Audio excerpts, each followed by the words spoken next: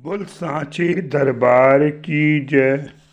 जय जगत जननी माता जी ट्वाटी सदाई जय।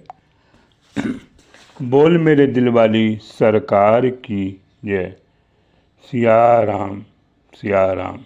साथ संगत जी, आज जो साखी शेयर कर रहा हूँ वो ऑनलाइन सत्संग से हर्ष चोपड़ा अलीगढ़ की साखी है।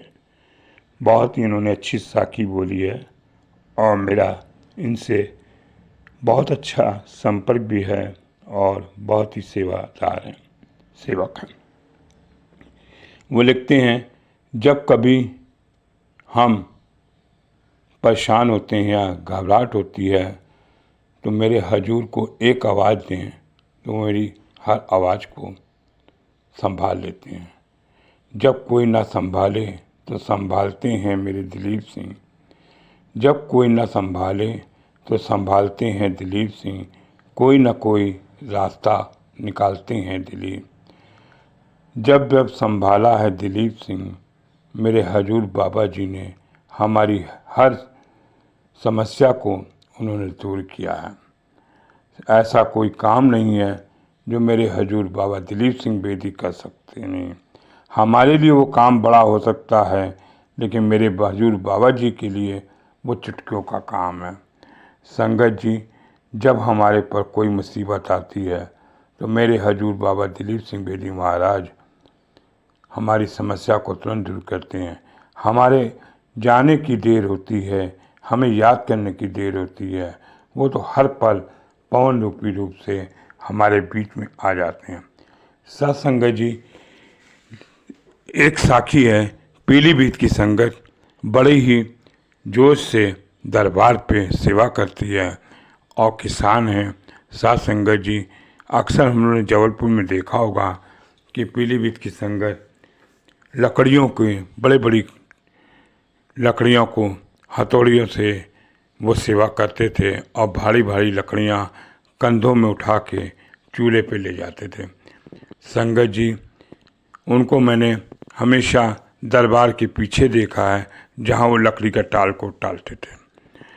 संगत जी, पीलीभीत की संगत लिखती है कि हम लोग जब दरबार जाते थे तो 2 ट्रेन बदल के जाते थे और रामायण शुरू हो चुकी होती थी और हजूर परम पुण्य माता जी के सुबह दर्शन नहीं हो पाते थे क्योंकि रामायण के बाद वो आराम करने चली जाती थी।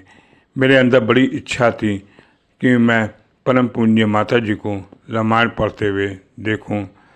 मैंने बाबा जी से एक अरदास करी कि बाबा जी कोई ऐसी ट्रेन बताओ कि जब परम पूज्य माता जी रामायण रखे हों और हम दर्शन कर सकें।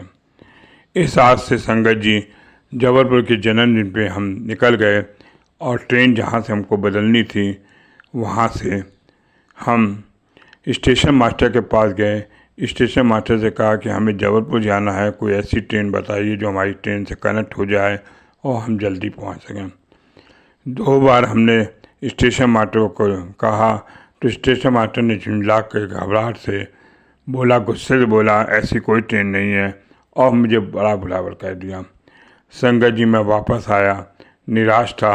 अभी मैं प्लेटफॉर्म पे था तो पीछे पीछे स्टेशन मास्टर दौड़ के आया और मेरे पैर पकड़ने लगा, कहने लगा, अभी कुछ देर में एक ट्रेन आने वाली है, उससे आप लोग चले जाइए, कनेक्ट कर लीजिए और आप जबलपुर पहुंच जाएंगे।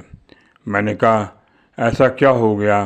तो स्टेशन मास्टर ने कहा, एक सरदार जी आए थे, वो रूल पटक के मुझे कह रहे थे कि तुमने मेरे गुरु भाई को क्यों इतना डांटा, अभी जो ट्रेन आ रही है उस ट्रेन में उनको बैठा दो, वो जबलपुर पहुंच जाएंगे।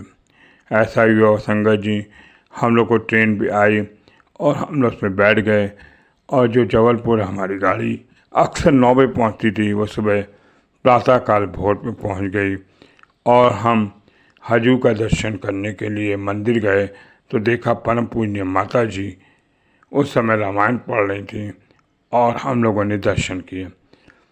बड़ा ही हम लोग को अच्छा लगा।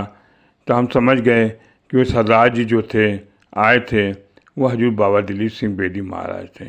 कहते हैं, जब तुम मुझे पुकारो मैं तुम्हें चला आऊँगा। क्योंकि वो पवन रूपी हैं मेरे हजूर बाबा जी। और इस तरह से हमने जन्मदिन का आनंद लिया। फिर हम अपनी वापसी करी, विदाई करी, और हम फिर वही स्टेशन पहुँचे। तो हमने कहा स्टेशन मास्टर से पूछें कि हम लोग जो कल ट्रेन से आए थे वो ट्रेन का नाम बता दीजिए, आगे से हम लोग उसी ट्रेन पे आया करें, जिससे कि हम लोग को जो जुड़ जाए। तो स्टेशन मास्टर कहता है ऐसी तो कोई ट्रेन आई नहीं रात के 3 बजे। उन्होंने कहा हम तो आए इसी ट्रेन में। तो कि उन्होंने रजिस्टर देखा, उन्होंने कहा ऐसी कोई ट्रेन नहीं आई है, ये तो मेरे हजूर की थी। उन्होंने जबलपुर के स्टेशन पे ट्रेन भी एंट्री करा दी और एंट्री पे भी नहीं आई। ये मेरे हजूर का कमाल था। तभी कहते हैं जब कोई बड़ी मुसीबत आती है तो हम अपने हजूर को याद करते हैं। हजूर मेरे वो हैं कि पवन रूपी हैं, हमारी एक बात कहने पे हजूर आ जाते हैं। इसलिए अपने हजूर पर विश्वास करिए, जगह जगह न भटकिए, अपने हजूर को के याद में रहिए, अपने हजूर के चरणों में रहें, यही हमारी कामना है। बोल सांचे दरबार की जय। जय जगत जननी माता जी ट्वाली सदा ही जय। बोल मेरे दिल वाली सरकार की जय। सिया राम सिया राम सिया राम। बोल सा